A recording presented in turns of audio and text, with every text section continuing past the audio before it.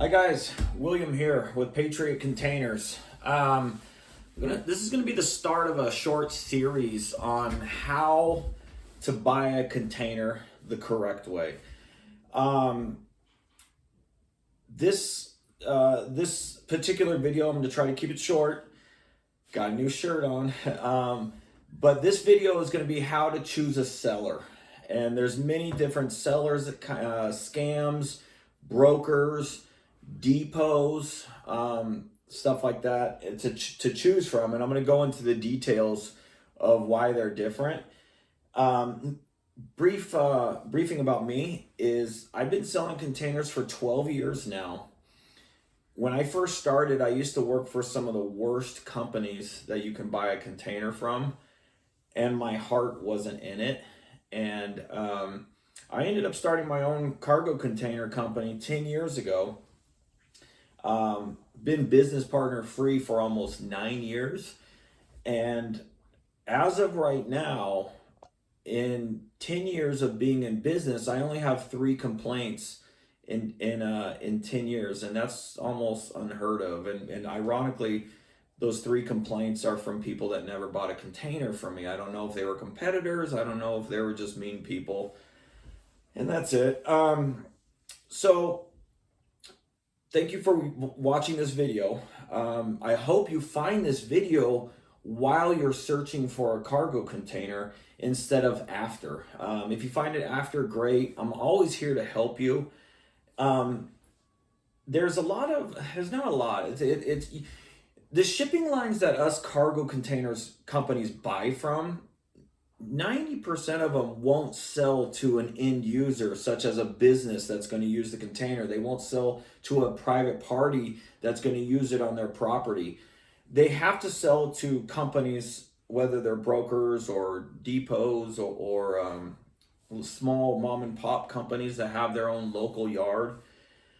So when you're looking for a cargo container, obviously you should know with what size you want: 20 footer, 40 footer, 10 footer, 45 footer, and you should have enough room to put that container where you need it so the driver can get in and out. I don't want to discuss that part right now, but so when you're buying a cargo container, you have options. So like I just said, the shipping lines aren't going to sell to you. They have to sell to people that have accounts, and I've had accounts with these shipping lines for a long time. Almost every company that you call, we all buy from the same shipping lines. And maybe one company that sells containers buys from a shipping line that has very cheap containers. Maybe some companies buy new ones from another shipping line, or maybe another company like myself, I buy new ones. I buy new ones from whoever's going to sell me the cheapest new one because it's new. Who cares? But the way I run my business is I buy from shipping lines that sell me good containers at affordable prices. And when I say good, I'm talking about the condition. I want them to look good, and I want them to obviously function well as well. I sell cosmetics first, price second, and then my containers don't leak, so I don't have to worry about that crap. So you as a buyer, hopefully you're finding this video before you buy a container. And I'm going to have more videos of the step-by-step process coming on how to purchase this correctly, safely. Don't break the bank, but protect yourself from buying from the wrong companies that don't care about you, or even scams as well. So when you have, let's say I'm going to make up a location. Let's say you're in Waco, Texas. Well, Waco, Texas is in between Dallas and it's in between Houston, and the containers are in Dallas and they're in Houston. So depending on container prices, maybe it's fine to bring a container from Houston to Waco or from Dallas, whichever one's cheaper.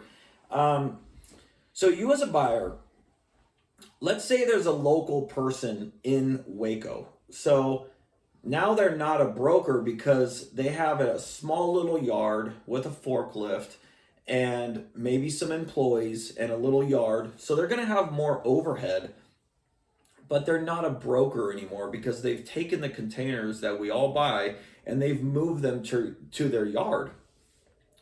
Well, there's a lot of other people in all these different areas that want containers. So if you only have a little yard in Waco, what about all the customers in Wichita Falls or Oklahoma? Now that one little yard is not local. It's local between Houston and Dallas, but not local to everybody else. So because those companies have taken the containers out of Houston and in Dallas and moved them to their property, and they have more overhead, 95% of the time they can never be cheaper. You might be able to go pick up your go look at your container and say, I want this one. And you have to hope that that company is actually going to bring you that exact container that you touched and you saw the container number. Sometimes that doesn't happen with these local guys. They have a little yard that might have a couple containers, and then they sell you something. And here's what I'm saying about the local guys. These local guys, because they've taken the container from Houston or Dallas and moved it to their local yard, they have to take that delivery price of what it costs to pay the employee or the driver, the gasoline, or the delivery service to bring it to that yard. So now that gets tacked on to the cost of your container, and you need another delivery on top of it. But these local mom and pop yards, they cannot be cheaper 95% of the time. Sometimes you as a customer will pay anywhere from $500 to $1,000 more for the same container that I can sell you myself without bringing it to my own little yard somewhere. And that's that. So a lot of people think, oh, I'll find it locally and I'm going to find it cheaper. 95% of the time you're not going to find it cheaper, and they're going to be way more expensive. But it's up to you whether you want to pay more for that container that you can touch and feel. And some people do justify that, $500 to $1,000 more so they can actually see their container, and that's understandable. I think that's totally fair. You're a buyer. You should do with whatever you want. Now the next thing is depots. All the shipping lines store their containers, and I'm going to reference just Texas right now, Houston and in Dallas, and some other depots that are on the east side of Texas. West side of Texas as well. You can go to those depots, but let's say there's 50 shipping lines that have inventory there, or 50 container companies that have inventory there.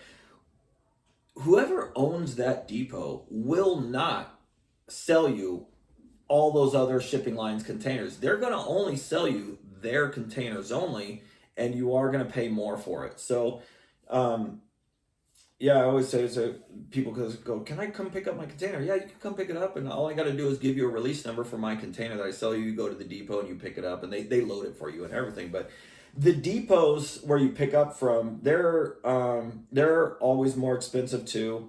I've bought from depots when I started my business 10 years ago. That's kind of how I started. And then you have drivers and stuff. So the first two things, mom and pop shops that have their own little yard, they're always more expensive, $500 to $1,000 more. They might be local to you, they might not. I don't know. It depends where you're at and if there really is a depot near you. And then you have local yard, but then you have the real depots where it's a huge facility. You can't get in there. You can't walk around. You have to pull up with the 20-foot trailer or a 40-foot trailer, and you have to have a release number to pick up. Now, if you don't have that and you show up, you can go in there, talk to a sales rep, but he or she is only going to sell you their containers only. They're not going to walk around and go, that one's this much, that one's this much, that one's this, and they're not going to do that. They're going to sell you their containers only at top dollar. And again, as a customer, you have that right to do that. You're the customer. You can do with whatever you want. So those are the two most expensive options of buying a container. Now let's get into the cheaper options, brokers. Some of these brokers that are on Facebook, Marketplace and Facebook, the same thing. OfferUp, Craigslist, all these marketing channels. Some of these companies think they're wholesale distributors, and they'll say that to you, and they always say nationwide. they are brokers and they don't have their own yard. And what they're doing is they're selling you something. And then they're just drop shipping from a depot that we all purchase from. And so my next video is going to be getting into the condition of the container. Now, us brokers, we will be your cheapest bet. We will be. So if you're looking to save money, you have got to go with a broker. Now, I know that sounds bad, but we all buy from the same shipping lines. And like if you were to buy from me, I only sell good used containers that are called cargo worthy or IICL and new one trip containers. Some of the brokers, they sell damaged as is and wind and watertight, and they might even go as far as telling you it's cargo worthy, which is actually a good container. But if their price is $500 cheaper than mine, they're most likely selling you a damaged or as is container, and that's how you guys get bad containers. But us brokers, when we sell containers, we will be the cheapest, hands down. It just depends on how far and low you want to go with the quality of the container that you want to buy. And so us brokers, when we sell containers, again, we buy from all the same shipping lines, but the shipping lines sell us different conditions. You can buy damaged, you can buy wind and watertight, you can buy cargo worthy, IICL, and then new one trippers. So did I get that right? Damaged, as is, cargo worthy, yeah. And so every single one of those grades, and I think my next video is going to be what the different grades are to choose from. So you got depots, mom and pop shops, you got shipping lines that won't sell to you guys, then you got brokers. There are scams too. I'm going to bring that up in a different video as well. The scams you really got to watch out for. On my YouTube channel, I have videos about scams. I have videos about delivery process. But this series that I'm going to be doing is all about buying a container to protect yourself, knowing the useful information so you understand with what you're getting into and what you're up against. And I'm hoping that it helps you. I really want to help you guys. So I think people need to know this. I think a lot of people, when buying a container, they don't know what to ask for. They don't know what it's called. They don't know the description of what they're saying, because most people call and go, I just want a cheap container with no holes. Well, from some of these brokers, you might get a really bad container that looks really bad, and it might even have holes. It just depends on how low their standards are selling you a container. So if you're looking to pay the cheapest amount, call brokers, watch out for scams. If you're looking for, if you're one of those customers that's like, well, I'm not buying this till I see it, you're going to have to find a local yard, or you're going to have to drive to the depot, but you're going to pay $500 to $1,000 more just so you can touch it. And the problem with that though is if that company sells you this container and this cargo number, this ship cargo container number, and they show up with something else, they didn't do with what you paid extra for. So watch out for that. But that's it. There's your options on buying a container from different shipping sellers. You got brokers, you got shipping lines that won't sell to you, you got mom and pop little yards, and then you got depots. So hopefully that this video explains what your options are when choosing a seller. And that's it. Video number 2 will be coming tomorrow. I think that one will be about I'm gonna probably just describe the different conditions these things are in detail so people understand. And then the next one will be order process, and I'm gonna kind of just give you some information on how to get from point A of when you're looking for the container to point let's say point E when the container actually arrives on your property. And I want this educational these videos to help you guys make sure you guys make the right decision. So signing off, guys. Happy Cinco de Mayo, Monday. All right, guys, have a great one. Bye.